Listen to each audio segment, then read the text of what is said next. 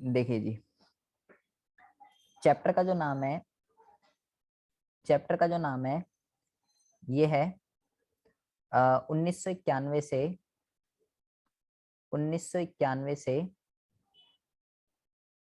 आर्थिक सुधार।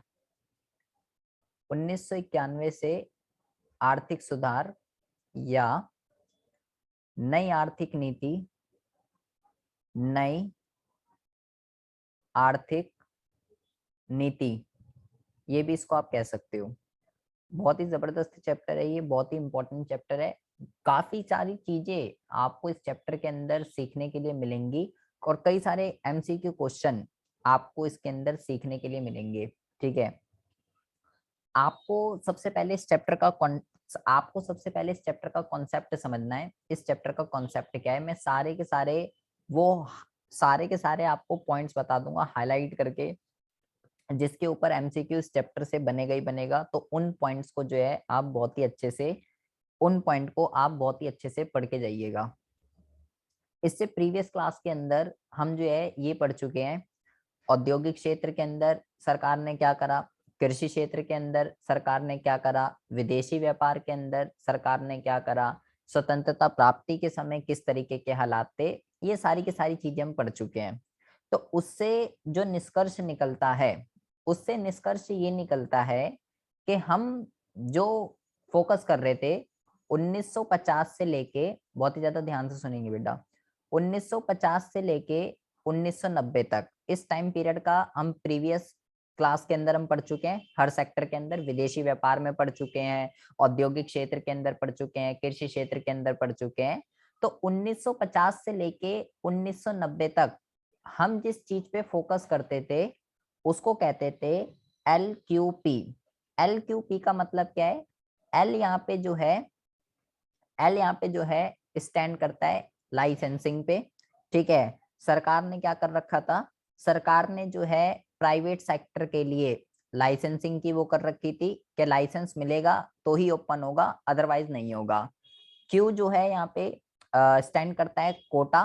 कोटा का मतलब क्या होता है, आयात की जा सकने वाली मात्रा जो है, आयात की जा सकने वाली मात्रा की लिमिट फिक्स कर देना।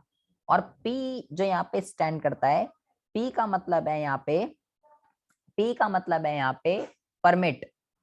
पी को यहाँ पे परमिट कहते हैं। परमिट क्या है, परमिट का मतलब ये कह सकते हो कि जहाँ की परमिशन मिलेगी वहीं आप जा सकते हो, वहीं आप जहाँ का आपके पास परमिट है केवल वहीं आपको अलाउ है, जहाँ का आपके पास परमिट नहीं है वहां आपको अलाउ नहीं है।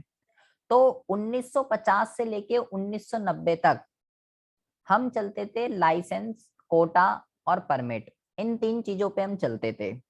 लेकिन जब हम इन तीन चीजों पे चल रहे थे तो हमें जो है कई सारी प्रॉब्लम, कई सारी, जैसे मैंने आपको बोला कि लाइसेंसिंग निजी क्षेत्र के लिए कर दिया, 1956 की औद्योगिक नीति आई, हमने पढ़ा था प्रीवियस क्लास के अंदर, उसके अपने कुछ फीचर्स थे। और विदेशी व्यापार के अंदर आयात प्रतिस्थापन की नीति को हमने अपनाया। कृषि क्षेत्र के अंदर क्या हुआ, तो उन सब चीजों की वजह से हमें कई सारी प्रॉब्लम्स आई। ठीक है, क्या क्या प्रॉब्लम कह सकते हैं, क्या क्या समस्याएं हमारे को फेस करनी पड़ी इन तीन चीजों की वजह से, लाइसेंस, कोटा, परमिट की वजह से हमें कई सारी प्रॉब्लम, कई सारी समस्याएं हमको फेस करनी पड़ी, जिसकी वजह से हमें इसको एल क्यू पी को खत्म करना पड़ गया। ठीक है, हम अगर बात करें LQP खत्म क्यों हुआ, LQP खत्म क्यों हुआ, उसके क्या रीजन थे, वो जरा आप यहाँ पे समझेंगे बहुत ही ज्यादा ध्यान से। सबसे पहला आप यहाँ पे लिखेंगे कि जो हमारा राजकोषीय घाटा है, यहाँ लिखेंगे सबसे पहला राजकोषीय घाटे में वृद्धि। राजकोषीय घाटा क्या होता है, हम सरकारी बजट के अंदर पढ़ चुके हैं, सरकार जितना भी उधार लेती है उसको राजकोषीय घाटा कहते हैं। आपको बस ये ध्यान रखना है कि राजकोषीय घाटा जो है ना वो बहुत ही ज्यादा हो गया था। कितना हो गया था, आप यहाँ पे लिखेंगे कि ये जो है ना जीडीपी का लगभग 8.5, जीडीपी का लगभग 8.5%, जो कि बहुत ही ज्यादा होता है। ये इसका सबसे पहला रीजन था कि हमें एलक्यूपी को जो है खत्म करना पड़ गया। दूसरा अगर हम यहाँ पे बात करें तो दूसरा आप यहाँ पे रीजन लिखेंगे कि हमारा जो भुगतान शेष था वो हो गया था प्रतिकूल। यहाँ पे आप लिखेंगे प्रतिकूल भुगतान शेष। मैंने आपको बताया था प्रतिकूल भुगतान शेष भी 2 तरीके का 3 तरीके का हो सकता है। तो प्रतिकूल कब होता है? जब आपका जो सारा का सारा कुल आयात है, कुल सबकी बात चल रही है या चालू खाता और पूंजी खाता दोनों की, जब आपका जो कुल आयात है जब वो ग्रेटर देन हो जाता है कुल निर्यात से, तो आपका भुगतान शेष जो है वो प्रतिकूल की अवस्था में हो जाता है। यहाँ पे आपको जो पॉइंट याद रखने हैं वो कौन कौन से हैं? यहाँ पे आपको जो पॉइंट याद रखने हैं वो ये याद रखने हैं कि भाई जो राजस्व घाटा था, राजस्व घाटा जो था, ये तो ऊपर ही जोड़ सकते हो आप, ठीक है। राजस्व घाटा जो था ये ऊपर वाले में ही आ जाएगा। आप सीट देंगे? क्या कह रहे हो सर? इसको कॉपी में नोट कर रहे हैं, आप शीट देंगे? मैं भेज दूंगा, नोट करने की जरूरत नहीं है, मैं भेज दूंगा। तो राजस्व घाटा तो ऊपर ही आ जाएगा। राजस्व घाटा कितना था? ये था आपका जीडीपी का, यहाँ पे आप लिखेंगे जीडीपी का लगभग, जीडीपी का लगभग 3.5%। और यहीं पे आप याद रखेंगे कि जो चालू खाते का जो घाटा था, चालू खाते का चालू खाते का घाटा 2 तरीके के होते हैं, चालू खाता पूंजी खाता। तो चालू खाते का जो घाटा था ये कितना था? ये था जीडीपी का 2.5%, ठीक है। ये तीनों परसेंटेज आपको ध्यान रखनी है एग्जाम के पॉइंट ऑफ व्यू से। ये तीनों के तीनों जो है ये मोस्ट इंपॉर्टेंट है। सबसे पहले तो ये 3 रीजन थे जिसकी वजह से हमें एलक्यूपी को क्या करना पड़ा, एलक्यूपी को हमको जो है खत्म करना पड़ा। और भी आप लिखेंगे यहाँ पे। तीसरा आप यहाँ पे लिखेंगे कि हमारे पास जो है विदेशी विनिमय के भंडारों में कमी, ये आप यहाँ पे लिखेंगे। हमारे पास जिस स्ट्रेटेजी को हम अपना रहे थे 1950 से लेके 1990 तक, उसकी वजह से विदेशी विनिमय का मतलब विदेशी मुद्रा हमारे पास खत्म होती गई।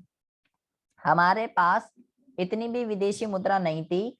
हमारे पास 10 दिन के आयात के पैसे भी 10 दिन के आयात के पैसे जो हैं 10 दिन के आयात के पैसे भी नहीं थे। बिल्कुल विदेशी मुद्रा हमारे पास जो है प्रॉपर हमारे पास खत्म होती चली गई। इसके अलावा जो मुद्रास्फीति है, इसके अलावा जो मुद्रास्फीति है, ये भी जो है मुद्रास्फीति, ये भी जो है बहुत ही ज्यादा, मुद्रास्फीति जो है ये भी बहुत ही ज्यादा, ये भी बहुत ही ज्यादा जो है, ये भी बहुत ही ज्यादा जो है इंक्रीज हो गई। ये भी बहुत ही ज्यादा क्या हो गई? ये भी बहुत ही ज्यादा जो है ये मुद्रास्फीति की बढ़ती दर, ये लिख दीजिए यहाँ पे, ये भी बहुत ही ज्यादा हो गई। और लास्ट इसका जो रीजन है, लास्ट इसका जो रीजन है वो आप लिखेंगे सार्वजनिक क्षेत्र का, सार्वजनिक क्षेत्र के उद्यमों का, सार्वजनिक क्षेत्र के उद्यमों का असंतोषजनक निष्पादन। इसका मतलब क्या होता है? इसका मतलब ये होता है कि इस टाइम पीरियड के बीच में 1950 से लेकर 1990 तक मोस्टली जो है वो पब्लिक सेक्टर अंडरटेकिंग्स हुआ करती थी, सरकारी उद्योग हुआ करते थे। तो उनकी जो परफॉर्मेंस है वो बहुत ही ज्यादा बेकार थी, फेलियर कह सकते हैं कि फेल ही हो गए थे। ये 5 रीजन है बेटा सबसे बड़े, जिसकी वजह से हमने ये लाइसेंस कोटा परमिट 40 साल तक हमने इसी चीज को अडॉप्ट किया। लाइसेंस कोटा और परमिट। लेकिन हमारे इस 40 साल को अपनाने के बाद, 40 साल तक इस ट्रैक पे चलने के बाद हमें नतीजे में ये मिला, राजकोषीय घाटा इतना हो गया, चालू खाते का घाटा इतना, राजस्व घाटा इतना, विदेशी विनिमय खत्म हो गए, मुद्रास्फीति हो गई, और सरकारी उद्यमों के जो क्षेत्र थे उनकी जो परफॉर्मेंस थी वो बहुत ही ज्यादा बेकार थी। इन सब चीजों को देखते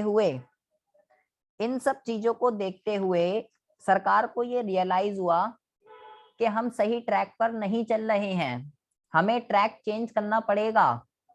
और उसके बाद 1991 में आकर, उसके बाद हम जून 1991 तक आते आते हमारी हालत बहुत ही ज्यादा खराब हो गई।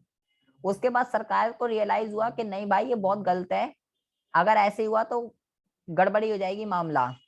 उसके बाद हमने जुलाई 1991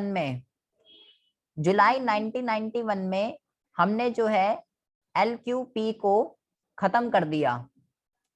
LQP को खत्म कर दिया। क्यों खत्म कर दिया LQP को? 5 रीजन मैंने ऊपर आपको बता दिए कि इसको अपनाने के बाद हमें परिणाम ये मिले, तो हमने इसको खत्म कर दिया। और जुलाई 1991 में आपको ये ध्यान रखना है, ये बेटा मोस्ट इंपॉर्टेंट चीजें हैं, LQP का स्थान LPG ने ले लिया। LQP का स्थान LPG ने LQP का स्थान दिया। ये आपको ध्यान रखना है। तो what is L, what is P and what is G? L का मतलब है यहाँ पे पहले था लाइसेंस, अब है उदारीकरण। क्या है अब है उदारीकरण। दूसरा जो है यहाँ पे लिखेंगे, क्या लिख दिया मैंने, यहाँ पे लिखेंगे उदारीकरण। दूसरा आप यहाँ पे लिखेंगे निजीकरण। पहले प्राइवेटाइजेशन, पहले क्या था, पी से परमिट, अब हो गया प्राइवेटाइजेशन। और जी का मतलब यहाँ पे क्या है? जी का मतलब है यहाँ पे वैश्वीकरण, या इसको आप भूमंडलीयकरण भी कह सकते हो। भूमंडलीयकरण, ठीक है। ये भी एग्जाम में कभी कभार लिखा आ जाता है तो बच्चा कंफ्यूज हो जाता है ये क्या आ गया। तो बहुत ही ज्यादा ध्यान से सुनेंगे। वो आपसे क्वेश्चन पूछता है कि LQP का स्थान किसने लिया है? तो LQP का जो स्थान है वो जो है LPG ने लिया है, जिसकी फुल फॉर्म है उदारीकरण, निजीकरण, वैश्वीकरण। और इसी चीज को कब हमने करा है? जुलाई 1991 में। ठीक है, आपको ये ध्यान रखना है, इसको हम क्या कहते हैं? इसी चीज को हम आर्थिक सुधार कह सकते हो, और इसी चीज को हम नई आर्थिक नीति, आर्थिक सुधार या नई आर्थिक नीति, आर्थिक सुधार या नई आर्थिक नीति दोनों सेम ही चीजें होती हैं। ठीक है, इसको हमने कब अपनाया है? इसको हमने जो है जुलाई 1991 में हमने इसको अडॉप्ट किया है। और इसके जो है आर्थिक सुधार या नई आर्थिक नीति, इसके जो है 3 तत्व होते हैं। इसके 3 तत्व होते हैं। कौन कौन से?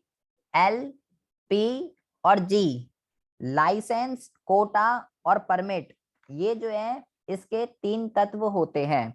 ठीक है, ये आपको जो है ध्यान रखना है। तो जब हमने इसको अपनाया तो आपको ये ध्यान रखना है कि हमारे हालात बहुत ही ज्यादा खराब हो गए थे, बहुत ही ज्यादा आप हमारे जो है खराब हो गए थे। तो यहाँ पे आपको ये ध्यान रखना है, इसका सामना करने के लिए जब हमारे हालात इतने खराब हो गए, यहाँ पे मैं एक लाइन लिखता हूं, भारत ने वर्ल्ड बैंक और IMF से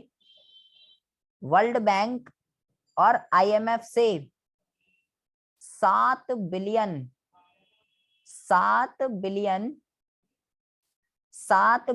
डॉलर का ऋण लिया। ये बेटा 1 नंबर का क्वेश्चन आ रहा है आजकल एमसीक्यू के अंदर, ठीक है। ये जो है एमसीक्यू से 1 नंबर का क्वेश्चन आता है ये, कि भारत ने वर्ल्ड बैंक और आईएमएफ से आर्थिक सुधार के टाइम पे कितने का लोन लिया। तो $7 बिलियन का उस समय जो है ये लोन लिया गया था, ठीक है। ये लोन जो है बना हुआ था इन रिफॉर्म्स के साथ, ठीक है। और इसके 3 तत्व होते हैं, ये आपको ध्यान रखना है, डेट याद रखनी है, लोन का अमाउंट याद रखना है, एलक्यूपी का स्थान किसने लिया है, एलपीजी ने लिया है, इसके 3 तत्व हैं, इनकी फुल फॉर्म क्या है। किस सरकार ने ये डिसीजन लिया, कौन था उस टाइम पे, कौन क्या कर रहा था, ये भी आपको बहुत ही ज्यादा ध्यान रखना है। उस टाइम पे ये बेटा बहुत ही ज्यादा ध्यान से सुनना है, ये 1-2 क्वेश्चन आते हैं। उस टाइम पे जो प्राइम मिनिस्टर थे, ठीक है, उस टाइम पे जो प्रधानमंत्री थे आर्थिक सुधार के टाइम पे 1991 के टाइम पे, कौन था, ये आपको ध्यान रखना है। इनका नाम है पीवी नरसिम्हा राव। पीवी नरसिम्हा राव उस टाइम पे प्रधानमंत्री थे, ठीक है। और ये भी आपको ध्यान रखना है। और जो हमारे फाइनेंस मिनिस्टर थे, इनका नाम भी आपको ध्यान रखना है। इनका नाम है डॉक्टर मनमोहन सिंह। ये प्राइम मिनिस्टर थे उस टाइम पे, ये फाइनेंस मिनिस्टर थे। और इन दोनों के अंडर में क्या डिसीजन लिया गया, एलपीजी का डिसीजन लिया गया, आर्थिक सुधारों का डिसीजन लिया गया। क्या एलक्यूपी को बंद करो और एलक्यूपी की जगह किसको लेकर आइए, एलक्यूपी की जगह एलपीजी को लेकर आइए। सबसे पहली बात तो बेटा आपको इतनी बात जो है ये बहुत ही अच्छे से आपको जो है पता होनी चाहिए। इसके अंदर जो सबसे इंपॉर्टेंट चीज है, तीन तत्व हैं इसके, उदारीकरण, निजीकरण, वैश्वीकरण। तो सबसे इंपॉर्टेंट जो पॉइंट है वो है इसके अंदर उदारीकरण। उदारीकरण जो है इसके अंदर सबसे इंपॉर्टेंट पॉइंट है, सबसे बड़ा जो है ना ये उदारीकरण ही है। उदारीकरण के अंतर्गत क्या है, पहले आप उदारीकरण का मीनिंग समझिए। इसका मीनिंग क्या है, यहाँ पे हम लिखते हैं कि इसका अर्थ सरकार द्वारा लगाए गए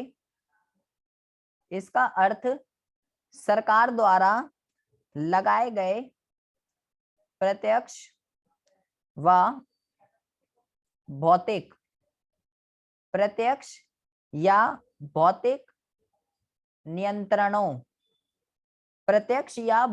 नियंत्रणों से अर्थव्यवस्था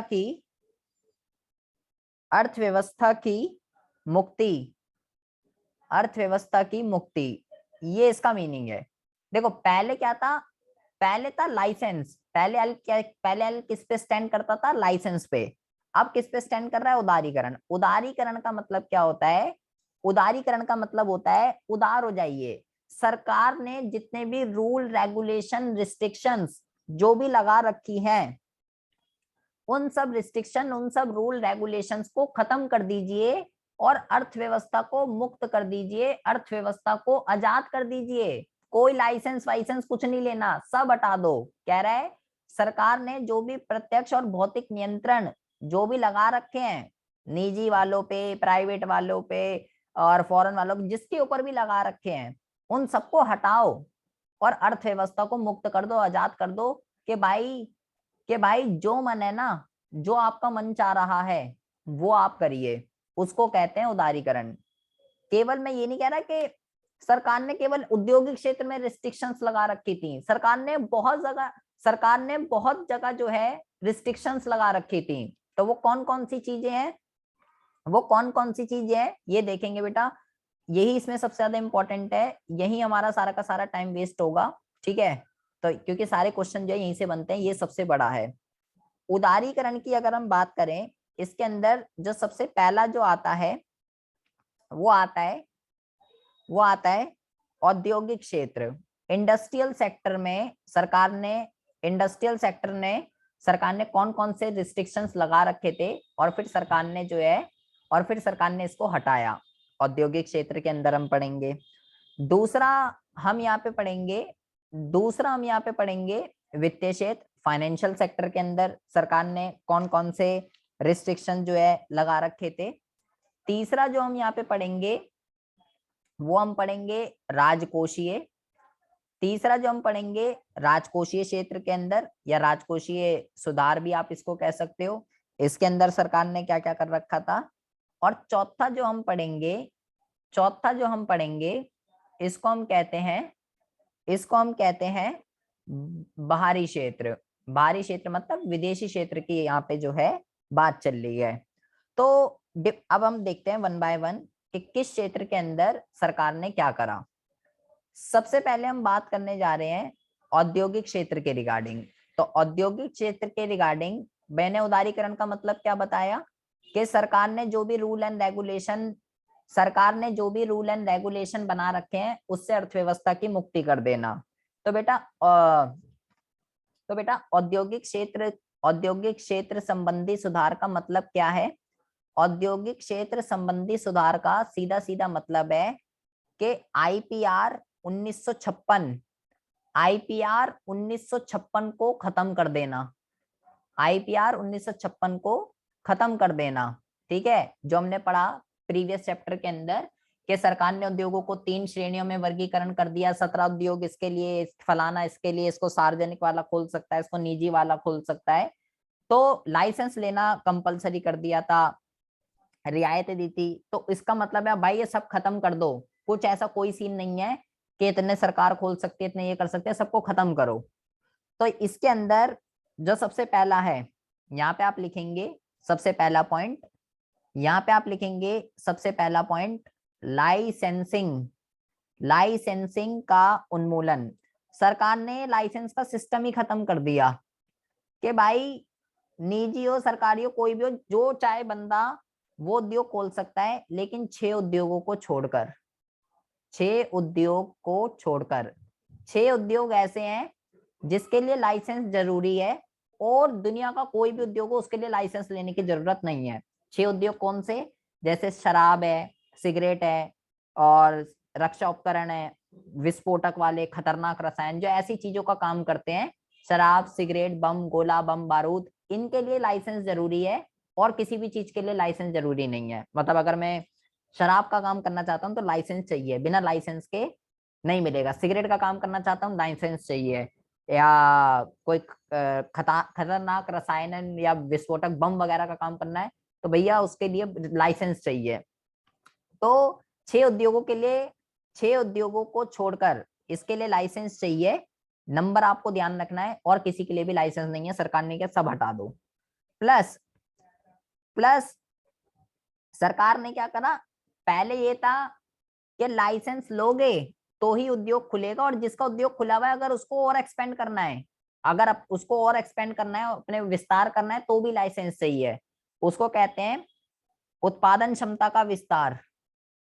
उत्पादन क्षमता का विस्तार मतलब अगर खोलनी है तो भी लाइसेंस चाहिए, और अगर बढ़ाना है तो भी लाइसेंस चाहिए था। लेकिन अब जब लाइसेंस ही खत्म हो गया तो अब इसके लिए भी चाहे आपको उद्योग खोलना है, या आपको अपना बढ़ाना है, अपनी ब्रांचेस खोलनी है, कुछ भी करना है, तो भाई इसके लिए अब आपको लाइसेंस नहीं चाहिए, जो चाहे वो करो। प्लस पूंजीगत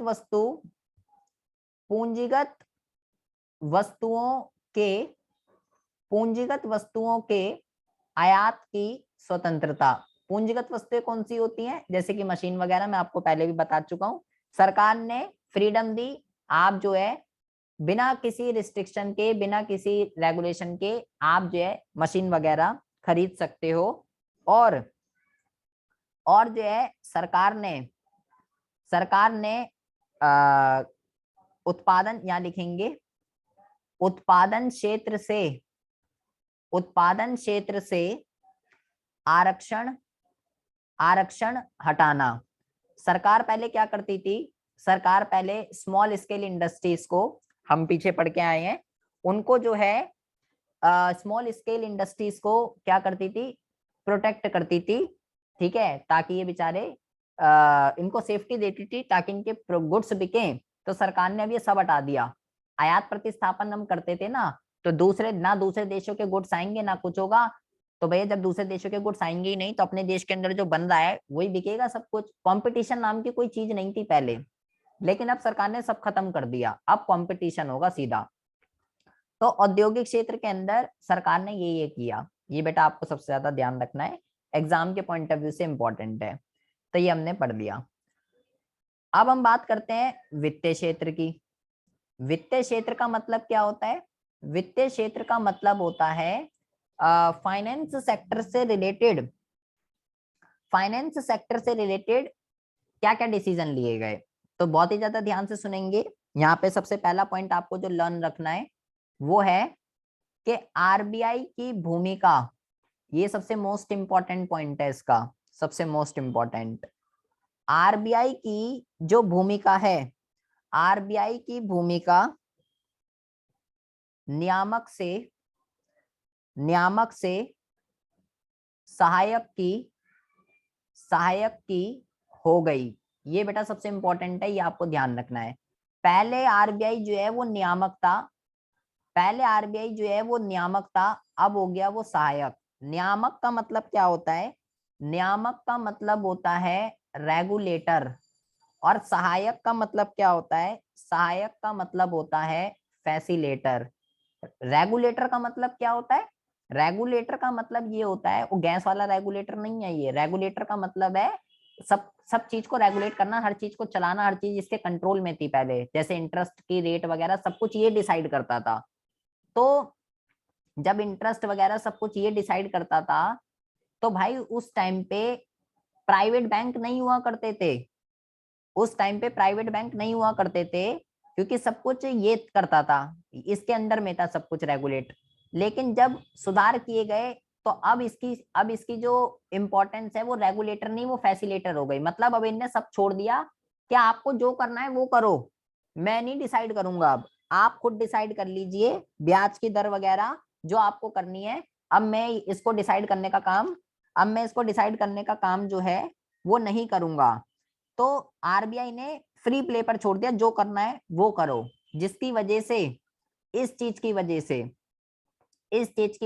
की वजह से निजी बैंकों की स्थापना हुई, निजी बैंकों की स्थापना हुई। पहले निजी बैंक जो है वो नहीं हुआ करते थे, क्योंकि आरबीआई के कंट्रोल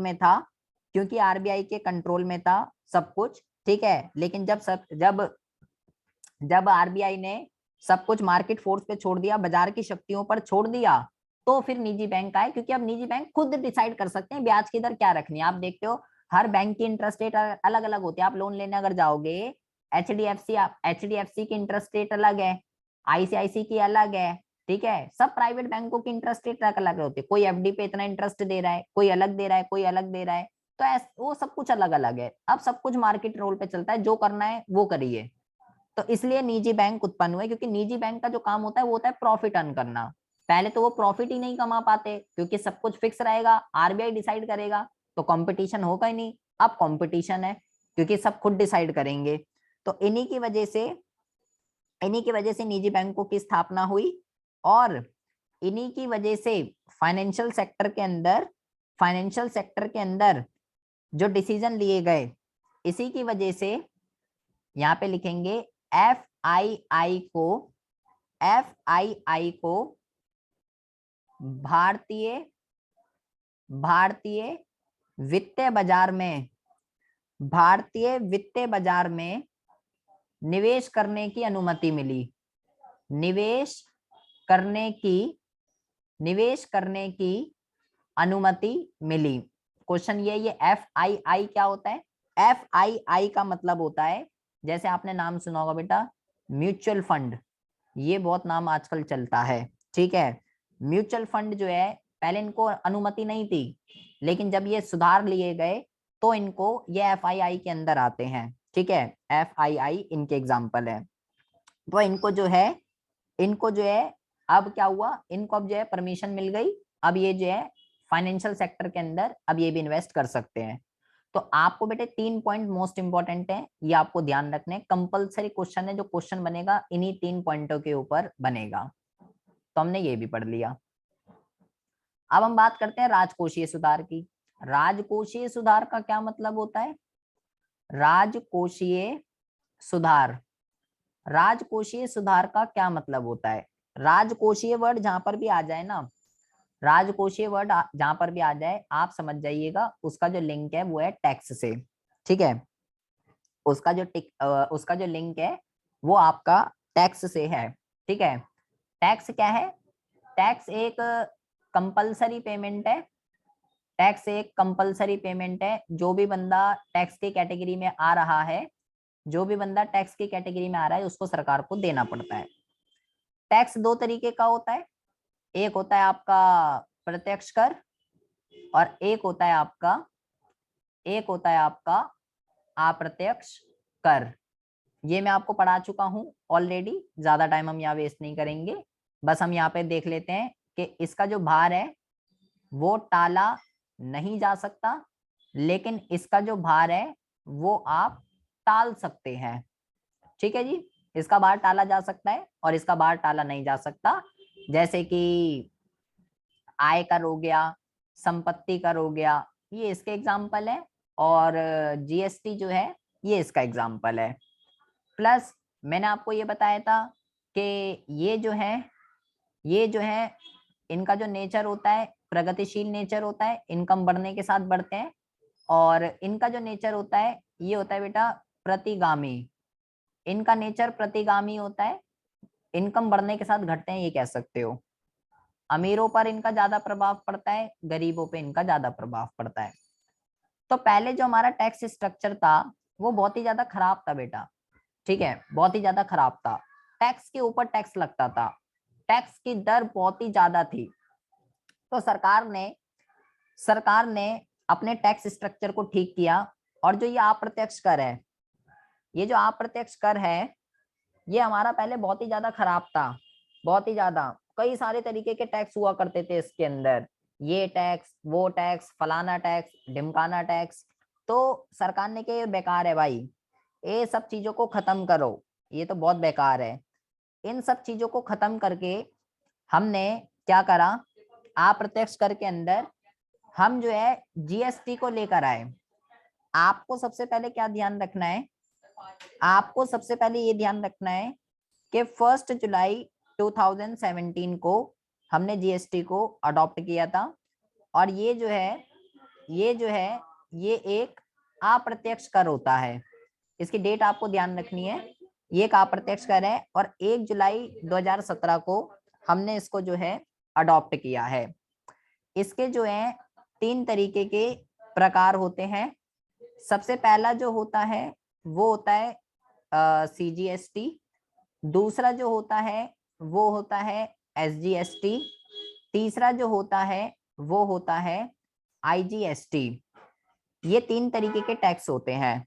ठीक है, ये 3 तरीके के टैक्स होते हैं, सीजीएसटी, सीजीएसटी, एसजीएसटी, आईजीएसटी। ये तीनों आपको ध्यान रखने हैं बेटा। ठीक है, अब ये होते क्या है इसकी जरा हम बात करते हैं, कौन सा टैक्स कब लगता है। जो ये दोनों टैक्स हैं आपको ये ध्यान रखना है, ये दोनों टैक्स जो हैं ये साथ साथ लगते हैं, ये जो है ये साथ साथ लगते हैं। ये तो एक अकेला ही है, ये साथ साथ लगते हैं। इसका मतलब क्या होता है अभी बताता हूँ। क्वेश्चन ये है लगेंगे कब, मैं आपको 2 एग्जांपल देता हूँ। आप हो, ठीक है, आप दिल्ली के हो, और मैं हूं, मैं भी दिल्ली का हूं। ओहो मैंने तो बाल बना दिए अपने, मैं तो लड़का हूं। ठीक है, मैं भी दिल्ली का हूं। तो जी होता क्या है, आप बायर हो और मैं सेलर हूं। ठीक है, मतलब आप खरीदने वाले हो, मैं बेचने वाला हूं। आपने मुझसे कुछ खरीदा, मैंने आपको बेच दिया। आपने मुझे पैसे दे दिए। जब बायर और सेलर दोनों एक ही स्टेट के होते हैं, जब बायर और सेलर दोनों एक ही जगह के होते हैं, तो लगता है सीजीएसटी और एसजीएसटी। सीजीएसटी और एसजीएसटी दोनों साथ साथ लगेंगे। आपने जो भी मेरे से वस्तु खरीदी है या जो भी मेरे से सेवा खरीदी है, उस पे लगेगा सीजीएसटी और एसजीएसटी। जैसे कि मान लीजिए आप मेरे से मेरी सेवा ले रहे हो, ठीक है, सेवा पे जो टैक्स लगता है वो लगता है बेटा 18% का। मैं आपको पढ़ा रहा हूं, मैं आपको अपनी सर्विस दे रहा हूं। अगर आप मेरा कोई भी कोर्स बाय करते हो तो उस पर आपको टैक्स के साथ मेरी जितने भी कोर्स की कॉस्ट है वो प्लस 18%, ये 50-50% लगते हैं। 9% का सीजीएसटी लगेगा और 9% का एसजीएसटी लगेगा। ये हो गया, इसका ये मतलब होता है दोनों साथ साथ लगते हैं। सेवा का कितना है 18%, ऐसे जीएसटी के अंदर सबकी जो रेट है वो फिक्स है। आपको सिर्फ सेवा का याद रखना है, बाकी और ऐसा खास ध्यान नहीं रखना। जब दोनों बायर सेलर सेम स्टेट के होंगे तो लगता है सीजीएसटी और एसजीएसटी। अब मान लीजिए आप हो दिल्ली के, ठीक है, और मैं जो हूं मैं हूं एमपी का, ठीक है, मैं हूं एमपी का। तो अब जो लगेगा, आप बायर हो और मैं सेलर हूं, मैंने आपको बेच दिया, आपने खरीद लिया, ठीक है। तो बेटा यहाँ पे जो लगेगा, यहाँ पे जो लगेगा वो लगेगा आईजीएसटी। जब बायर और सेलर डिफरेंट स्टेट के होते हैं, ये बेटा हम इसलिए पढ़ रहे हैं, इसके ऊपर क्वेश्चन आ रहा है एग्जाम में, तो ये आपको ध्यान रखना है, इंपॉर्टेंट है ये। जब बायर और सेलर डिफरेंट स्टेट के होते हैं तो आईजीएसटी लगेगा। जैसे मान लो अगर आप मेरे से सेवा ले रहे होते तो 18% का सीधा सीधा का सीधा आईजीएसटी लगता, ठीक है। अगर आप, मैं दिल्ली का हूँ और आप मान लो आप एमपी के हैं, तो बेटा आईजीएसटी लगता फिर 18% का। कहाँ लगेगा, किसको किसको, जहां कंजम्पशन हो रही है, जहां कंजम्पशन हो रही है उस वस्तु या सेवा की, जहां पे उस वस्तु और सेवा का उपभोग हो रहा है, किसको किसको देना, आपको। आप इसका उपभोग कर रहे हो, ठीक है, आपको देना है ये। तो जहां कंजम्पशन हो रही होती है, जहां उपभोग हो रहा होता है, उसको टैक्स पे करना है, ये आपको ध्यान रखना है। जहां उपभोग होती है, जहां कंजम्पशन होती है, उसको जो है टैक्स पे करना है। ये सारी चीजें आपको ध्यान रखनी है, एग्जाम के पॉइंट ऑफ व्यू से ये बहुत ही ज्यादा इंपॉर्टेंट है, ठीक है। बाकी आपको ये ध्यान रखना है इसके रिगार्डिंग, आपको ये ध्यान रखना है इसके रिगार्डिंग, जीएसटी के रिगार्डिंग ही बेटा।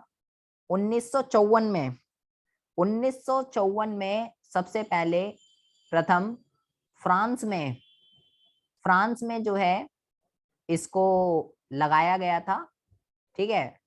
फ्रांस में इसको जो है सबसे पहले लगाया गया था और 1 जुलाई 2017 से हमने इसको लगा लिया। इसका केवल एक ही नारा है, जीएसटी का केवल एक ही नारा है, क्या, एक देश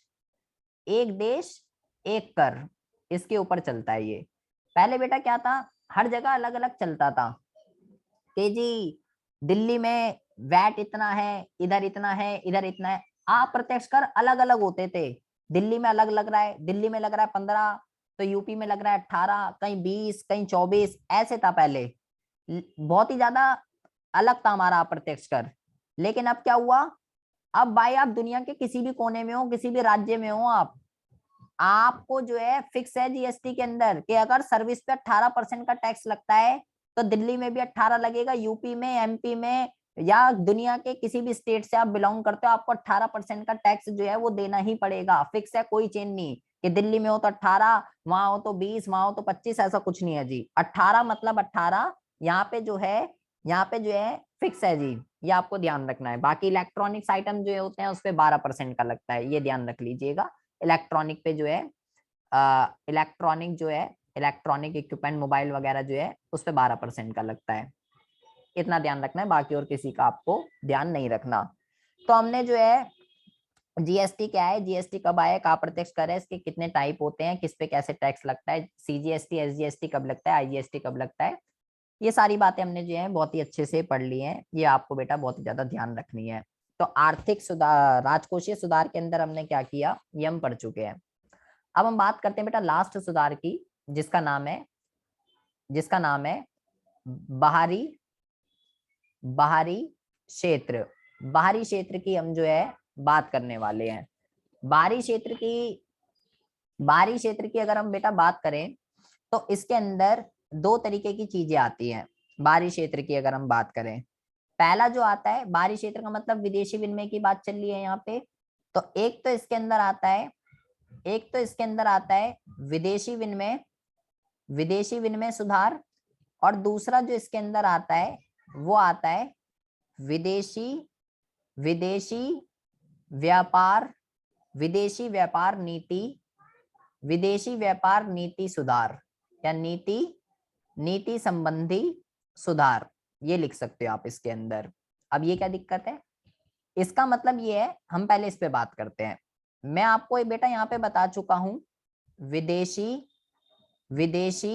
विनिमय सुधार के रिगार्डिंग, विदेशी विनिमय सुधार के रिगार्डिंग मैं आपको पढ़ा चुका हूं। समष्टि के अंदर तीन तरीके की होती है, एक होती है स्थिर विनिमय दर, एक होती है लचीली विनिमय दर, और एक होती है आपकी प्रबंधित तरणशीलता, जिसको गंदी तरणशीलता भी कहते हैं। ठीक है, पहले ये चलती थी जिसमें सरकार जो है खुद डिसाइड करती है, इसमें विदेशी मुद्रा की मांग और पूर्ति डिसाइड करते हैं, और ये दोनों का कॉम्बिनेशन है, स्थिर और लचीली का दोनों का। तो पहले तो ये था, इसके अंदर मैंने दो वर्ड आपको पढ़ाए थे अगर आपको याद हो। एक मैंने आपको पढ़ाया था डिवैल्यूएशन, एक मैंने आपको पढ़ाया था रिवैल्यूएशन। ठीक है, अवमूल्यन इसको कहते हैं। अवमूल्यन का मतलब क्या होता है, जैसे अगर $1 जो है वो 60 का है, अगर $1 70 रुपए का हो जाए, सरकार अगर इसको कर दे जानबूझ के, किसका पॉइंट है ये, स्थिर का अवमूल्यन, सरकार अगर जानबूझ के ये कर दे तो उसको अवमूल्यन कहते हैं। तो सरकार ने क्या किया, पहले अवमूल्यन किया और फिर इसको रिप्लेस कर दिया लचीली में। मतलब पहले हम स्थिर को अपना रहे थे तो हमने स्थिर से लचीली पे गए, लेकिन सरकार ने पहले अपनी करेंसी का अवमूल्यन किया, डिवैल्यूएशन किया। क्यों किया डिवैल्यूएशन? क्योंकि मैंने इसके इफेक्ट आपको बताए थे कि इसका आयात पर क्या इफेक्ट पड़ता है और इसका निर्यात पर क्या इफेक्ट पड़ता है। इससे निर्यात बढ़ जाता है और आयात जो है घट जाता है, क्योंकि विदेशियों के लिए हमारी वस्तु सस्ती हो जाती है, इसलिए वो हमारी वस्तुएं ज्यादा खरीदते हैं। तो निर्यात को बढ़ाने के लिए पहले सरकार ने अपनी करेंसी का अवमूल्यन किया, ठीक है, क्योंकि घाटा बहुत हो रहा था। तो पहले अवमूल्यन किया, फिर सरकार ने लचीली पे जो है छोड़ दिया। ये आपको ध्यान रखना है। अब हम बात करते हैं विदेशी व्यापार नीति पे। यहाँ पे लास्ट है विदेशी व्यापार नीति। इसके अंदर हमने क्या करा, तो मैं आपको बता चुका हूं। इसके अंदर हमने किसको अपना रहे थे, हम आयात प्रतिस्थापन को। किसको अपना रहे थे? आयात प्रतिस्थापन को अपना रहे थे, ठीक है, जिसको इनवर्ड लुकिंग ट्रेड स्ट्रेटेजी भी कहते हैं, ठीक है, अंतर्मुखी रणनीति भी कहते हैं इसको। तो हमने क्या कर दिया, अब इसको आयात प्रतिस्थापन को अब हमने खत्म कर दिया। किस किस चीज का हम सहारा ले रहे थे इसके लिए, कैसे हमने यूज करा था? एक सरकार यूज करती थी टैरिफ और एक सरकार यूज करती थी कोटा। तो ये टैरिफ और ये कोटा, ये दोनों की दोनों चीजें सरकार ने क्या कर दी, ये दोनों की दोनों चीजें सरकार ने जो है खत्म कर दी। जितना चाहे आयात कर सकते हो, ठीक है, कोई लिमिट, कोई रूल एंड रेगुलेशन अब जो है नहीं है, फुल कंपटीशन है अब। तो ये हमने जो है पूरा का पूरा सिस्टम जो है हमने यहाँ पे क्या कर दिया, पूरा का पूरा सिस्टम जो है हमने यहाँ पे अपना चेंज कर दिया। तो ये था बेटा आपका उदारीकरण, निजीकरण और वैश्वीकरण, उदारीकरण के अंतर्गत हमने अलग अलग सेक्टर्स के अंदर पढ़ा कि औद्योगिक क्षेत्र के अंदर क्या क्या सुधार किए गए, क्या क्या। देखो, इन सब के अंदर रिस्ट्रिक्शंस लगा रखी थी सरकार ने, ठीक है। तो मैंने आपको ये बताया कि सरकार ने उन रिस्ट्रिक्शंस को जो है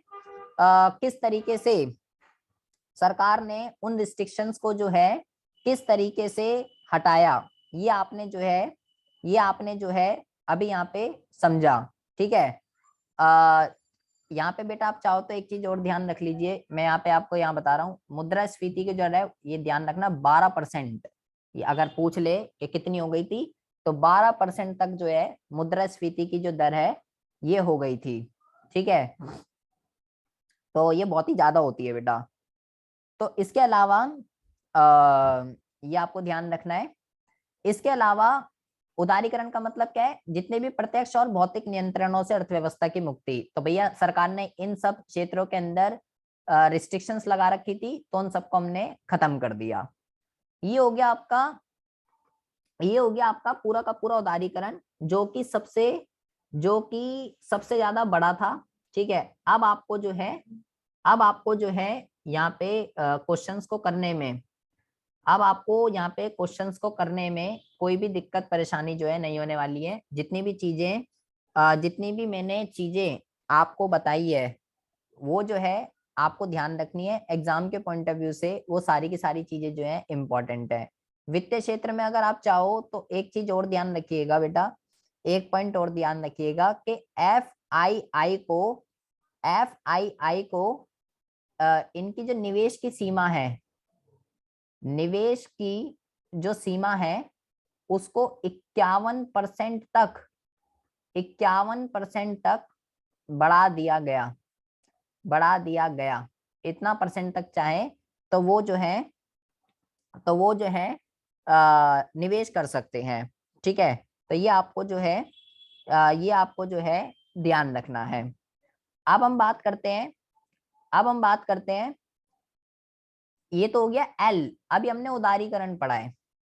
अब हम बात करते हैं दूसरा जो वर्ड है, इसका नाम है निजीकरण, प्राइवेटाइजेशन। प्राइवेटाइजेशन का मतलब जो है, प्राइवेटाइजेशन का मतलब जो है ये क्या होता है, किस चीज को जो है प्राइवेटाइजेशन कहते हैं। भाई उदारीकरण का तो मतलब है जो सरकार ने रूल रेगुलेशन बना रखे हैं उस सबको, उस सबसे आजाद कर दो। तो इसका क्या मीनिंग है, यहाँ पे हम लिखेंगे कि यह वह सामान्य प्रक्रिया है, यह वह सामान्य प्रक्रिया है जिसके द्वारा क्या होता है, जिसके द्वारा निजी क्षेत्र, जिसके द्वारा निजी क्षेत्र किसी सरकारी उद्यम का, किसी सरकारी उद्यम का मालिक बन जाता है, सरकारी उद्यम का मालिक बन जाता है, मालिक बन जाता है, या उसका प्रबंध करता है, या उसका प्रबंध, या उसका प्रबंध करता है। ये जो है, ये जो है इसका मीनिंग होता है।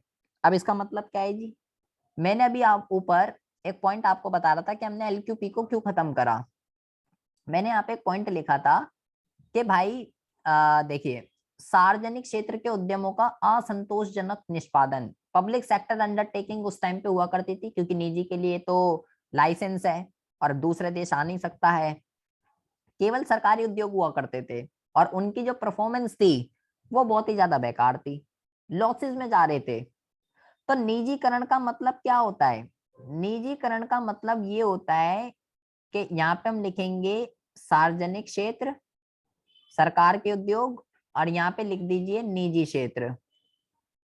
इस निजीकरण का मतलब क्या होता है कि वो सारे के सारे उद्योग, यहाँ पे सरकारी उद्योग लिख दो, वो सारे के सारे सरकारी उद्योग जो सरकार को लॉस दे रहे थे, जो सरकार को घाटा दे रहे थे, जब सरकार उन उद्योगों को किसी प्राइवेट वाले को बेच देती है, प्रॉपर बेच दिया, 100% शेयर्स बेच दिए, प्लस ऑनरशिप जो है, ऑनरशिप जो है वो भी बेच दी, दोनों की दोनों चीजें बेच दी। सरकार कह रही है मेरा कोई रिश्ता नहीं है, आप खरीदना चाहते हो खरीद लो, किसी भी प्राइवेट वाले को नॉर्मल, जैसे कि अगर कोई भी सरकारी उद्योग ले लो वो घाटे में जा रहा है, मान लो एक एबीसी उद्योग है, ये घाटे में जा रहा है, तो अगर सरकार उस टाइम पे मान लो अगर अंबानी है, अंबानी एक प्राइवेट वो है, ठीक है, सरकार अगर अंबानी को ये कहती है आप खरीद लो जी ये उद्योग, मेरे तो लॉस में जा रहा है, अगर आप चला सकते हो, अगर आपके बस की है तो देख लो, मैं तो बेच रही हूँ उसको, अंबानी ने खरीद लिया, तो इसको प्राइवेटाइजेशन बोलेंगे। अब ओनर कौन हो गया, सरकार ने पूरा बेच दिया, सरकार का कोई अब इससे रिश्ता ही नहीं है एबीसी उद्योग से। ओनर कौन हो गया अब इसका, अंबानी। प्रबंध मैनेजमेंट कौन करेगा इसका, अंबानी। सब ये करेगा। तो इसको बोलते हैं बेटा प्राइवेटाइजेशन, जब सरकार ऐसे सरकारी उद्योगों को, सरकार ने सभी ऐसे उद्योगों को बेच दिया जो सरकार को लॉस दे रहे थे, घाटे में चल रहे थे, इसमें ओनरशिप सब कुछ चली जाती है, अब सरकार का इस उद्योग से कोई भी लेना देना नहीं है। इसको हम क्या कहते हैं, निजीकरण। लेकिन बिल्कुल इसी के जैसा एक और वर्ड है जिसका नाम है विनिवेश। ये वर्ड क्या कहता है, डिसइन्वेस्टमेंट जो है ये क्या होती है, वो सरकारी उद्योग जो सरकार को लॉस दे रहे हैं, जैसे मान लीजिए एबीसी उद्योग है, अगर सरकार इस उद्योग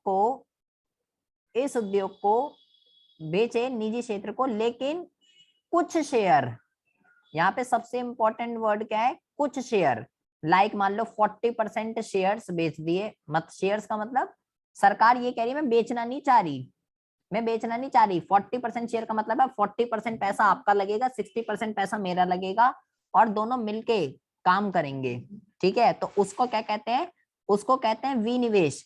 यहाँ पे आपको ध्यान रखना है, कुछ शेयर बेचे हैं सरकार ने, पार्शली, कुछ हिस्सा, ठीक है, कुछ हिस्सा बेचा है, और अभी ओनरशिप किसके पास है, ओनरशिप जो है, ओनर कौन है, ओनर अभी सरकार ही है, ठीक है, ओनरशिप नहीं बेची। निजीकरण में और विनिवेश में यही अंतर है कि निजीकरण में तो अब सरकार का कोई रिश्ता ही नहीं है, खत्म, ओनरशिप वगैरह सब गई। लेकिन विनिवेश के अंदर सरकार पूरा उद्योग नहीं बेचती है, कुछ शेयर केवल बेचती है, उसको जो है क्या कहते हैं, उसको जो है विनिवेश कहते हैं। ये आपको ध्यान रखना है, मोस्ट इंपॉर्टेंट है, एग्जाम में क्वेश्चन जो है आता ही आता है।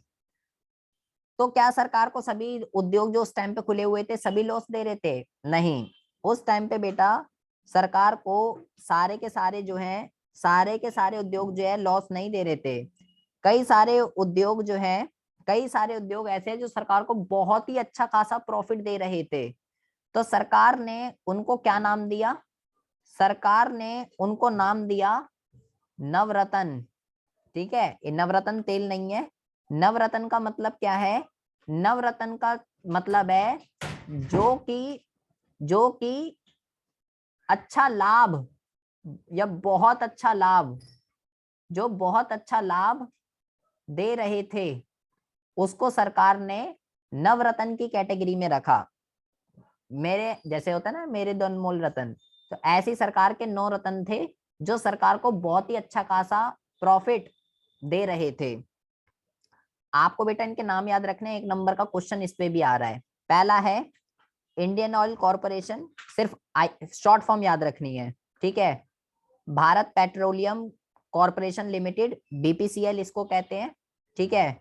ONGC, oil and natural gas corporation, ठीक है।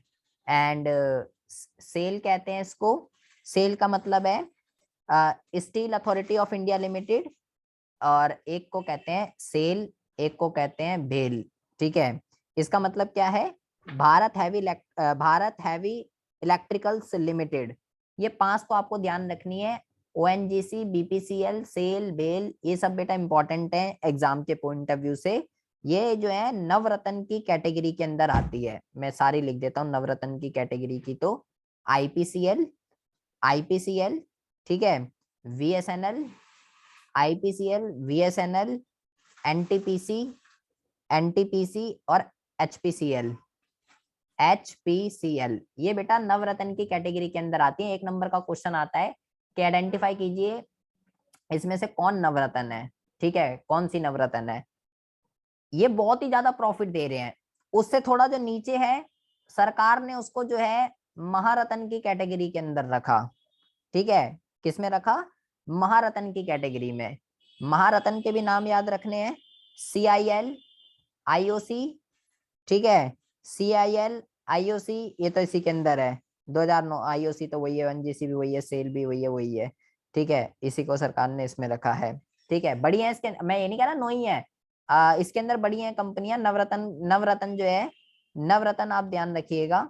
ठीक है, नवरत्न के अंदर, नवरत्न के अंदर कौन कौन सी कंपनियां, या महारत्न लिख दो यहाँ पे। ठीक है, नवरत्न पूछे या महारत्न पूछे तो इसी के अंदर आ जाएगा।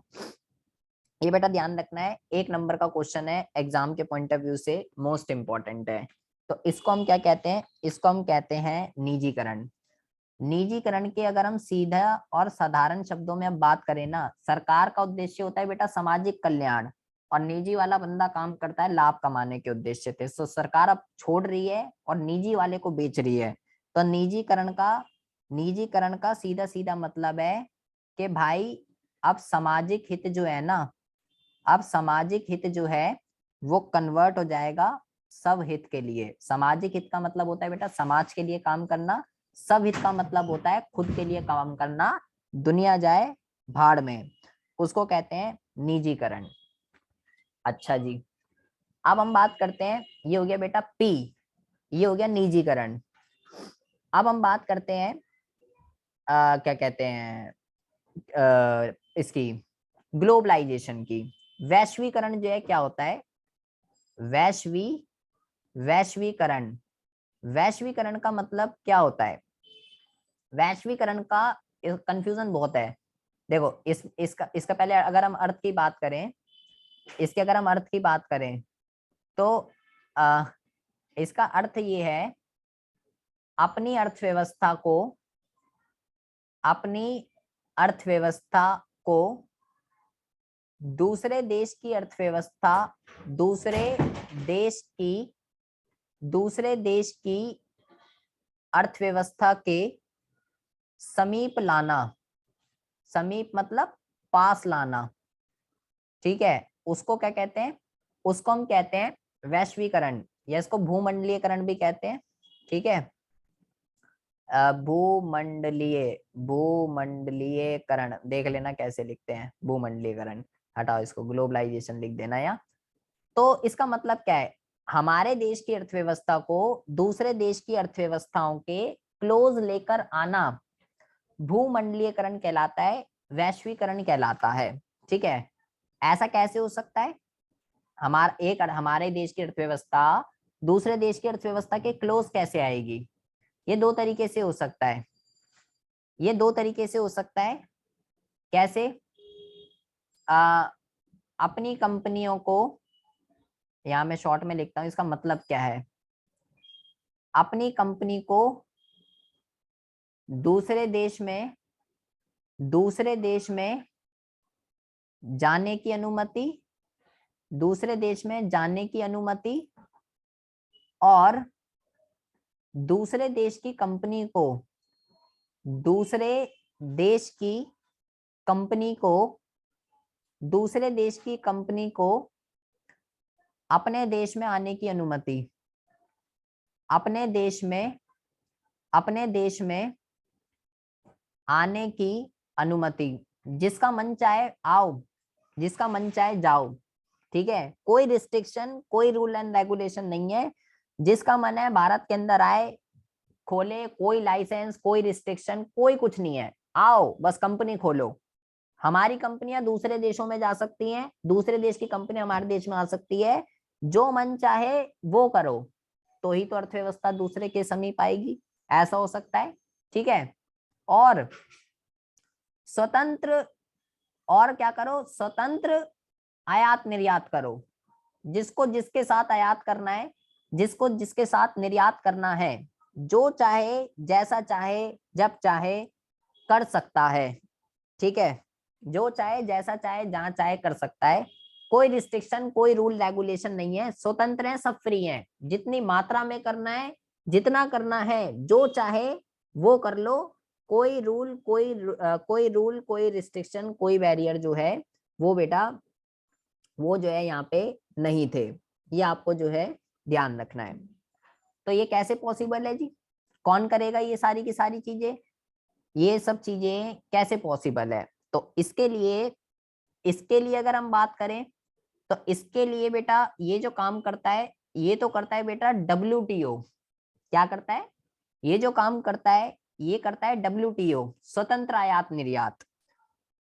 और तो जब हमने वैश्वीकरण को अपना लिया, जब हमने वैश्वीकरण को अपना लिया, तो अब मतलब है हमें अपनी अर्थव्यवस्था को दूसरे देश की अर्थव्यवस्था के समीप लाना है। कैसे लाना है ये करना पड़ेगा, और ये कैसे होगा? इसके लिए इसका मेंबर बनना पड़ेगा। क्या करना पड़ेगा? इसके लिए WTO का मेंबर बनना पड़ेगा। अभी हम पढ़ते हैं क्या दिक्कत है। अब जब हमने वैश्वीकरण कर लिया, तो वैश्वीकरण का बेटा मतलब ही यही है, वैश्वीकरण का मतलब ही यही है, जब हमने LPG को अपना लिया, जब हमने LPG को अपना लिया, तो अब हम किसी भी दूसरे देश की कंपनी को मना नहीं कर सकते कि आप हमारे देश के अंदर नहीं आ सकती और जो है उद्योग नहीं खोल सकते। तो इसका जो परिणाम निकलेगा, इसका जो परिणाम निकलेगा, इसका जो रिजल्ट निकलेगा बेटा, उसको कहते हैं, उसको कहते हैं बाहरी स्रोत, या आपकी बुक में इसको इसको कहते हैं बाह्य प्रापण, ये भी लिखा हुआ होता है। इंग्लिश में आपको ध्यान रखना है, हिंदी में तो अजीब सा नाम है। आउटसोर्सिंग इस चीज को कहते हैं। इसका परिणाम ये निकलेगा, आउटसोर्सिंग। ठीक है, वैश्वीकरण का सीधा सीधा मतलब है अपने देश की अर्थव्यवस्था को दूसरे देश की अर्थव्यवस्था के समीप लेकर आना। इसके मीनिंग मैंने आपको बताया कि ये है, समीप कैसे आएगी? ऐसे और ऐसे आएगी समीप। इसको करने के लिए इसका मेंबर बनना पड़ेगा। और जब हमने वैश्वीकरण को अपना लिया, तो अब हम किसी भी कंपनी को मना नहीं कर सकते कि बेटा आप हमारे देश के अंदर नहीं आ सकते। तो इसका रिजल्ट जो है, इसका रिजल्ट क्या निकलेगा? इसका जो रिजल्ट है वो निकलेगा आउटसोर्सिंग। तो हमें जो वर्ड पढ़ने हैं बेटा वो यही पढ़ने हैं, what is outsourcing and what is WTO। ये इसके ऊपर बेटा क्वेश्चन कंपलसरी है, एग्जाम में आएगा ही आएगा। सबसे पहले हम बात करते हैं व्हाट इज आउटसोर्सिंग। आउटसोर्सिंग जो है ये क्या होती है? आउटसोर्सिंग भी लिखा आ जाता है, या बाहरी स्रोत या बाहरी प्रापण भी कहते हैं। इसका मतलब है, इसका मतलब है कि जो काम हम खुद कर सकते हैं, जो काम हम खुद कर सकते हैं, जो काम हम खुद कर सकते हैं, वो काम हम खुद ना करके, हम खुद ना करके जब दूसरों से करवाते हैं, दूसरों से करवाते हैं, तो उसे आउटसोर्सिंग, तो उसे आउटसोर्सिंग कहते हैं। ये आउटसोर्सिंग का मीनिंग है बेटा। अब मैंने बोला जब हमने वैश्वीकरण को अपना लिया, तो ये बेटा भारत है। ठीक है, ये भारत है। अब भारत के अंदर ये दूसरा देश है, रेस्ट ऑफ द वर्ल्ड। ठीक है, ये दूसरे देश है। अब जब हमने वैश्वीकरण को अपना लिया, तो बेटा कोई भी दूसरा देश भारत के अंदर आकर अब क्या कर सकता है? भारत के अंदर आकर अब कंपनी खोल सकता है। ठीक है, मान लीजिए एक A कंपनी है, एक B कंपनी है, एक C कंपनी है, एक D कंपनी है, एक E कंपनी है, एक F, एक G, एक H, एक I, एक J। ये सब कंपनियां हैं बेटा दूसरे देशों की, जो कि दूसरे देशों से आई है। भारत ने अब ग्लोबलाइजेशन को अपना लिया है, तो भारत अब मना नहीं कर सकता कि आप नहीं आ सकते। हमने तो आर्थिक सुधारों को अपना लिया, तो मना तो हो नहीं सकता, अब तो आएंगी। अब ये जो आ रही है, क्वेश्चन क्वेश्चन क्या है? क्वेश्चन बेटा ये है कि ये अपना देश छोड़ के भारत में क्या कर रही है? भारत में क्यों आ रही है? इनको भाई खुल तो यहाँ भी सकती थी ना। ये सब मान लो अलग अलग देशों की है। ये जो ABCDEFGHIJ, ये अपने देश में भी तो खोल सकती थी। क्वेश्चन ये है, क्वेश्चन ये है कि ये अपना देश छोड़ के, अपना देश छोड़कर भारत क्यों आ रही है? अपना देश छोड़कर भारत क्यों आ रही है? ये मेरा क्वेश्चन है। तो बेटा इसका इसका आंसर ये है खोल ये अपने भी देश में सकते हैं, लेकिन इसका आंसर ये है, इसके दो रीजन है बेटा, कि ये अपना देश छोड़ के अपने देश में उद्योग ना, अपने देश में कंपनी ना खोलकर अपने देश के लोगों को, अपने देश के लोगों को रोजगार ना देकर ये भारत में इसलिए आ रही हैं क्योंकि भारत के अंदर क्या है बेटा, भारत के अंदर जो है ना, यहाँ पे आप लिखेंगे भारत के अंदर जो है ना, यहाँ पे आप लिखेंगे क्या कहते हैं, यहाँ पे आप लिख दीजिए कि यहाँ पे इसका जो सबसे है, हाँ यहाँ पे लिखेंगे सस्ती दरों पर, सस्ती दरों पर, सस्ती दरों पर कुशल कुशल कुशल जनशक्ति उपलब्ध है, कुशल जनशक्ति उपलब्ध है। ठीक है, सबसे पहला रीजन तो जो है, सबसे पहला रीजन जो है इसका ये है। ठीक है, सबसे पहला और सबसे जो मेन रीजन है ना बेटा, वो यही है इसका।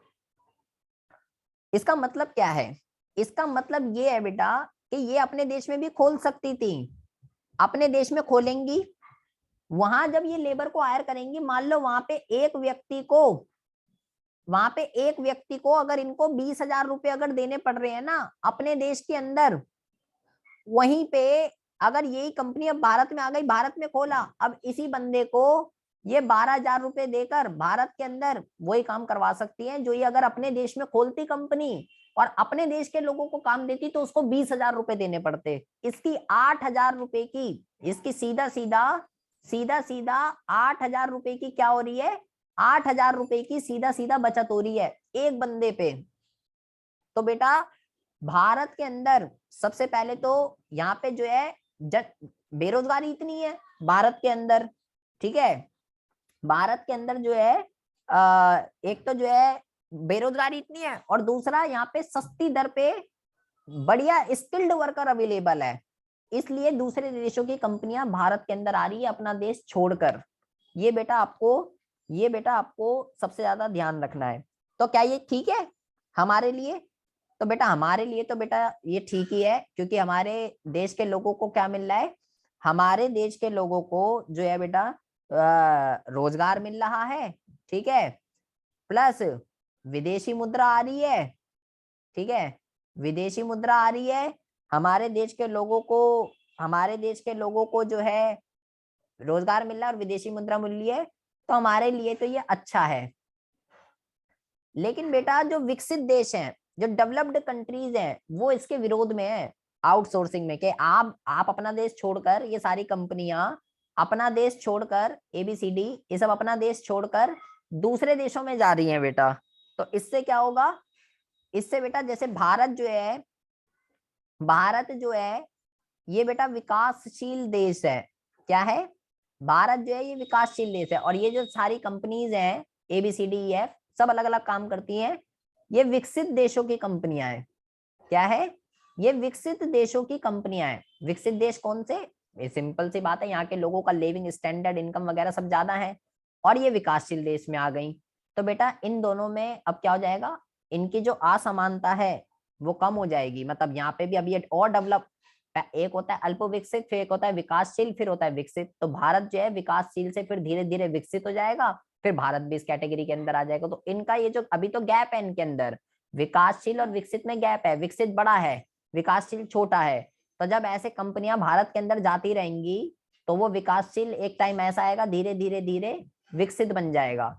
इसलिए बेटा जो दूसरे देश हैं, जो विकसित देश हैं, जो दूसरे देश हैं, इसलिए इसका विरोध कर रहे हैं कि एक तो भाई गैप खत्म हो जाएगा, और आप अपने देश के लोगों को रोजगार नहीं दे रहे, दूसरे देशों में जा रहे हो, अपने देश का रोजगार जो है आप कम कर रहे हो।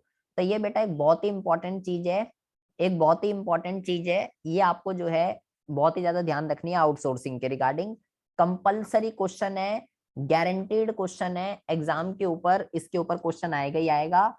ये कंपनियां कोई भी काम कर सकती हैं बेटा, कोई भी काम हो सकता है इनका। कई सारी कंपनीज हैं जो कई सारे काम करती हैं, फाइनेंस का काम, फाइनेंस का काम, एडवर्टाइजिंग का काम, कॉल सेंटर्स के काम, बहुत कोई भी काम हो सकता है। ठीक है, आउटसोर्सिंग किसी भी चीज की हो सकती है, जो काम आप खुद नहीं कर सकते दूसरों से करवाना आउटसोर्सिंग कहलाता है। और भारत के अंदर कई सारी कंपनीज ओपन है इस चीज के लिए कि लाओ हम कर देंगे, हम रेडी हैं उस काम को करने के लिए।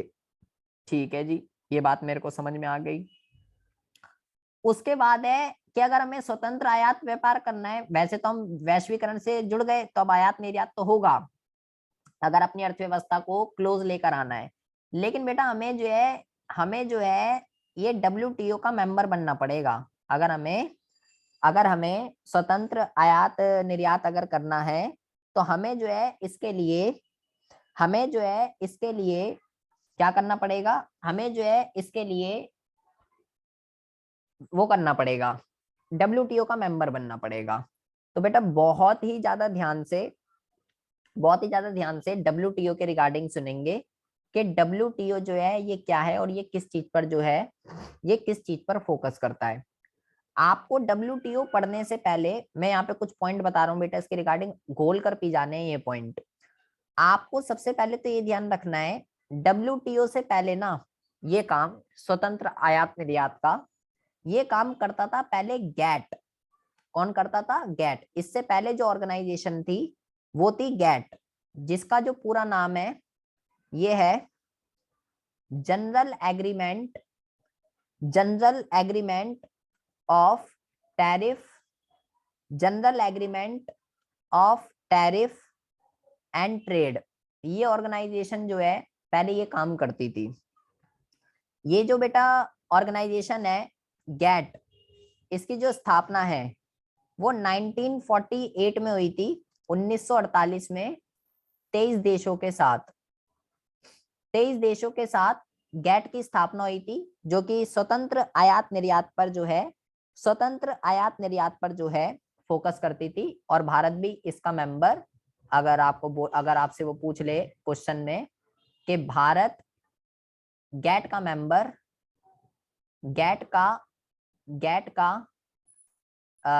का सदस्य कब बना, अगर वो आपसे ये पूछ ले तो 1948 ही आप जो है इसका आंसर बोलेंगे। ठीक है, 1948 में ही इसका मेंबर बन गया था स्वतंत्र आयात निर्यात का। लेकिन बेटा ये जो गैट था ये इतना पावरफुल नहीं था, इसके पास इतने रिस्ट्रिक्शन थे, रूल रेगुलेशन थे, ये इतना पावरफुल नहीं था, जिसकी वजह से ये खत्म हुआ। और गैट के स्थान पर एक नया संगठन या एक नया पावरफुल संगठन बना, जिसका नाम WTO रखा गया। तो अगर आपसे वो ये पूछ ले कि गैट का नया नाम क्या है, तो बेटा गैट का नया नाम WTO है। या गैट को किसने प्रतिस्थापित किया, तो गैट को WTO ने प्रतिस्थापित किया। WTO की जो स्थापना है वो 1 जनवरी 1995 में WTO की जो है स्थापना की गई है, ये आपको ध्यान रखना है। ठीक है, काम वही करेगा सारे जो गैट है, लेकिन उससे ज्यादा पावरफुल है, स्वतंत्र आयात निर्यात पर ही फोकस करेगा। और भारत इसका मेंबर कब बना, भारत इसका सदस्य कब बना, अगर ये आ जाए क्वेश्चन में तो यही आप बोलेंगे 1 जनवरी 1995। ठीक है, ये आपको ध्यान रखना है। इसका बेटा जो हेडक्वार्टर है इसका WTO का, इसका जो हेडक्वार्टर है ये आपको ध्यान रखना है कि इसका हेडक्वार्टर जो है ये जिनेवा ये नाम है। ये जो जगह है बेटा ये स्विट्जरलैंड के अंदर है। कहाँ पर है ये जगह, ये जो जगह है ये स्विट्जरलैंड के अंदर है। यहाँ पे इसका जो है हेडक्वार्टर है। और सबसे मोस्ट इंपॉर्टेंट चीज आपको क्या ध्यान रखनी है, सबसे मोस्ट इंपॉर्टेंट चीज आपको ये ध्यान रखनी है कि WTO के वर्तमान में 164 देश सदस्य हैं, 164 देश सदस्य हैं WTO के। ये बेटा आपको जो है ध्यान रखना है। 164 देश जो हैं इसके अभी सदस्य हैं वर्तमान में। और 164 देश तो सदस्य हैं। वो आपसे एग्जाम में क्वेश्चन ये पूछता है कि ये 164वां देश कौन सा है। ये 164वां जो देश है, ये 164वां देश जो है ये कौन सा है, ये तो अभी अभी बना होगा। तो आपको ये ध्यान रखना है, इस देश का जो नाम है ये है अफगानिस्तान। अफगानिस्तान जो है, अफगानिस्तान जो है WTO का 164वां सदस्य है, जो कि बेटा ये जो 164वां ये जो देश है 29 जुलाई 2016 को अफगानिस्तान जो है, ये जो 164वां सदस्य जो है कब बना, 29 जुलाई 2016 को अफगानिस्तान जो है WTO का सदस्य बना बेटा। WTO का मेंबर क्यों बनना जरूरी है? अगर आप WTO के मेंबर नहीं हो, आपको वर्ल्ड बैंक, IMF इनसे बेटा लोन नहीं मिल सकता, इसलिए इसका मेंबर बनना जो है ये जरूरी है। ये 10 बातें आपको WTO और गेट के रिगार्डिंग ध्यान रखनी है बेटा। मोस्ट इंपॉर्टेंट चीजें हैं, गारंटीड क्वेश्चन है इसके ऊपर, एग्जाम में इसके ऊपर क्वेश्चन जो है वो आता ही आता है। किस चीज पे फोकस करते हैं ये? ये जो फोकस करते हैं चाहे गेट हो या WTO, ये फोकस करते हैं स्वतंत्र आयात निर्यात पे।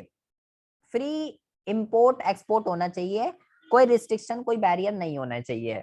जो भी देश बेटा इसका मेंबर बन जाता है फिर उसको WTO के रूल रेगुलेशन मानने पड़ते हैं। फिर वो देश जो है अपने रूल एंड रेगुलेशन नहीं चला सकता। अगर चलाता है तो WTO उसके खिलाफ एक्शन ले सकता है। इसी के अंदर ये जो व्यापार होता है, एक बार ये एग्जाम में आ जाता है क्वेश्चन, व्यापार बेटा दो तरीके से हो सकता है। एक तो होता है द्विपक्षीय, और एक जो होता है ये होता है बहुपक्षीय। एक होता है द्विपक्षीय व्यापार, एक होता है बहुपक्षीय व्यापार। तो इसके नाम से ही पता चल रहा है, जो दो देशों के बीच होता है, जो दो देशों के बीच होता है वो बेटा द्विपक्षीय व्यापार होता है। और यहाँ पे लिख दीजिए बहुपक्षीय, जो दो से अधिक देशों के बीच होता है, अधिक देशों के बीच होता है, जो दो से अधिक देशों के बीच में होता है वो बेटा बहुपक्षीय व्यापार कहलाता है। ये आपको जो है ध्यान रखना है। अच्छा जी, ये सारी की सारी चीजें हम जो है बेटा पढ़ चुके हैं। इसके अलावा आपको दो चीजें जो है ध्यान रखनी है, यहाँ पे मैं लिख देता हूं, इंपॉर्टेंट है एग्जाम के पॉइंट ऑफ व्यू से। इसी के अंदर एक और पॉइंट है बेटा जिसका नाम है विमुद्रीकरण। विमुद्रीकरण का मतलब होता है डीमोनेटाइजेशन, नोटबंदी। तो नोटबंदी कब हुई थी, ये भी इसी चैप्टर से ही लिंक्ड है बेटा।